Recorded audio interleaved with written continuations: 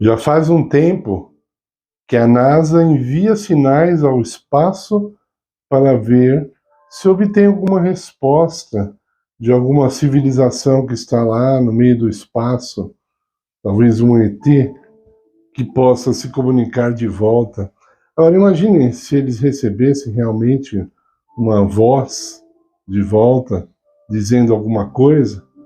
Que festa que cientistas não fariam? A humanidade enlouquecida ia querer saber mais sobre o assunto. Muitos parariam de fazer certas coisas para poder estar atento às novidades. E aí? Teve mais mensagens, né? Mais alguma coisa? Imagine então se um ET enviasse um livro no nosso idioma terrestre, talvez em inglês, e enviasse um livro falando sobre eles, né? Seria um best-seller imediatamente.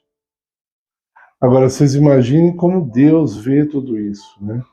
Deus nos deu um livro falando sobre seu caráter, falando sobre seu amor, falando sobre o seu plano para nós, falando de como devemos viver a vida aqui na Terra, e é um livro por muitos desprezado. É claro, devemos agradecer também o lado positivo, é o livro mais vendido de todos, mas ainda assim ele não tem o efeito que Deus gostaria que ele tivesse. A palavra de Deus deveria ser considerada por nós tão importante como ouvindo a palavra da própria boca de Deus diretamente a nós. Era isso que ele queria que acontecesse. E sabe, para muitos, isso tem acontecido durante a história. Eles leem a palavra de Deus, eles creem nessa palavra, eles introduzem essa palavra em seu coração como a palavra realmente vinda de Deus, e depois de muita experiência crendo nessa palavra, vivendo essa palavra, seguindo o que ela diz, eles chegam ao ponto de ouvir a voz de Deus de outras formas, talvez em sua mente. Eu já experimentei isso, então eu sei que é verdade. Outros profetas experimentaram ouvindo em seu próprio ouvido. E até pessoas que não são profetas já tiveram essa experiência. Será que nós estamos interessados em algo assim? Porque isso é verídico. E isso é desejo de Deus. Veja, Deus, ele é o pai da comunicação.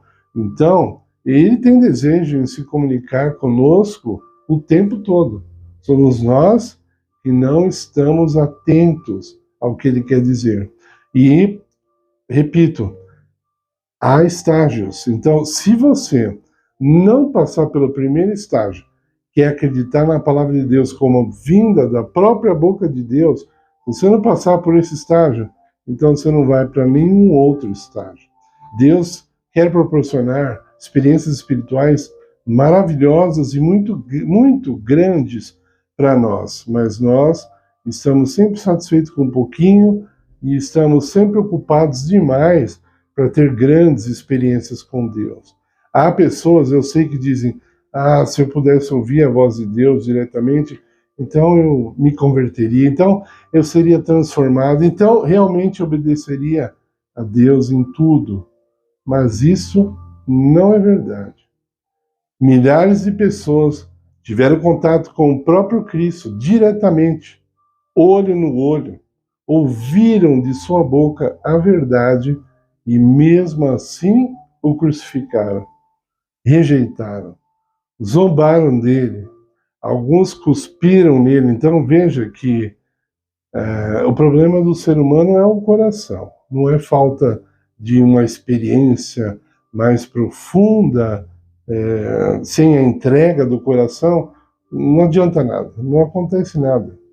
Você pode se encontrar com Cristo pessoalmente, ele pode te falar audivelmente e mesmo assim você não ser transformado, porque você não tem o desejo de ser transformado, Então Deus não vai forçar nada mais que isso. Veja, o que Deus podia fazer pelo ser humano para salvar, ele não é que ele fala, ele já fez. Ele já fez.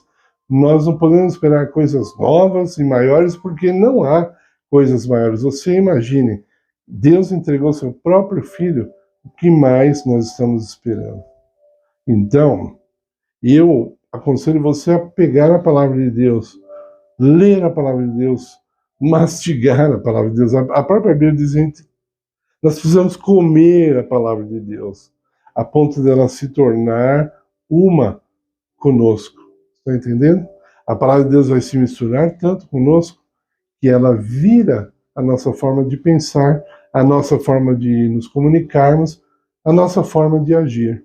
É isso que acontece quando a palavra é verdadeiramente introduzida em nosso coração. Veja, muitas vezes a palavra de Deus é na Bíblia chamada de semente. Já reparou a palavra semente? Ela vem do grego e nós temos uma palavra parecida que é sêmen. Em grego a palavra semente se diz esperma. Então veja, o esperma divino, ele gera vida em nós quando ele é aceito dentro de nós. Você sabe a história da fecundação, quando o esperma masculino encontra o óvulo feminino e gera uma vida. Isso acontece espiritualmente também, quando nós aceitamos a palavra divina como vinda do próprio Deus. Esse é o nosso desafio. Você não quer tentar? Eu já experimentei isso. Milhões de pessoas já experimentaram e nós não estamos arrependidos de ter a palavra de Deus como nosso guia, como nossa comunicação.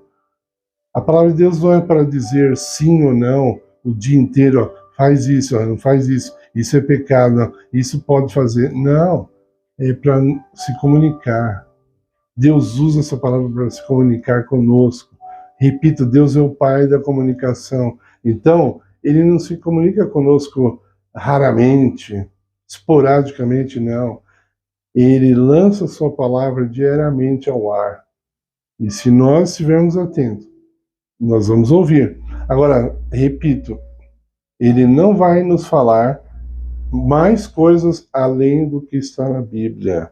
Eu quero dizer assim, se você está rejeitando palavras que já estão registradas na Bíblia, não espere por nova revelação ou por algo novo. Deus só nos revelará algo novo depois que conhecemos bem sua palavra. Ele pode nos acrescentar coisas. Ele prometeu isso, né? Em João capítulo 17, Jesus disse assim, eu tenho outras coisas para falar para vocês, mas vocês não estão prontos. A pessoa que tristeza, a curiosidade também, né? Se eu estivesse ali, o que será que ele teria para falar, hein? E ele foi embora para o céu sem falar essas coisas. Então, meus queridos, façam da palavra de Deus o seu guia, a sua amizade e o seu alimento. Por favor, deixe o seu like em nosso vídeo, se inscreva no canal, colabore conosco para avançarmos nessa obra. Deixe seus comentários, eles são importantes para nós, são importantes para o YouTube, para ver que está havendo uma movimentação no canal. Dessa forma, você colabora com o nosso crescimento. Muito obrigado por sua atenção.